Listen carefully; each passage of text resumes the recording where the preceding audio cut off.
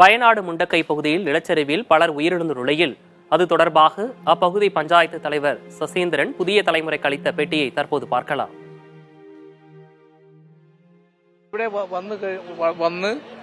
അവിടെ ചെറിയ ബ്ലോക്ക് ആയതോടെ വെള്ളം ഇങ്ങോട്ട് ഫ്ലഡ് ചെയ്തതിന് ശേഷം തീർച്ചയായിട്ടും അപ്പോൾ ഈ ഇവിടെയുള്ള വീടുകൾ മുഴുവനും ഇങ്ങോട്ടായി ആ കൺജക്റ്റഡ് ഏരിയ ഓപ്പൺ ആകുന്നതോടുകൂടി വീണ്ടും വെള്ളം അങ്ങോട്ട് പുഷ് ചെയ്ത് ഈ ബിൽഡിംഗ് അടക്കം പോയി. അപ്പോൾ ഹ്യൂമൻ ബോഡീസ് ഒക്കെ സ്വാഭാവികമായി മനുഷ്യൻ ഈ സറൗണ്ടർ ഏരിയയിൽ തന്നെ കറങ്ങി. അപ്പൊ അതൊരു ഒരു ബിൽഡിംഗിന്റെ ഹോളാണ്. ഒരുപക്ഷെ വെള്ളം ഇങ്ങനെ പമ്പ് ചെയ്തതിന്റെ ഭാഗമായിട്ടാണ് അവർ തള്ളിയത്.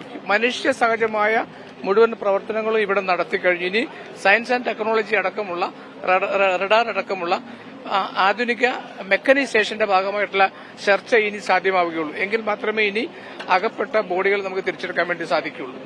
ഈ പ്രദേശത്ത് സറൗണ്ടഡ് ഏരിയയിൽ തന്നെ 20 men's R missing here. 20 persons are missing the surrounded areas.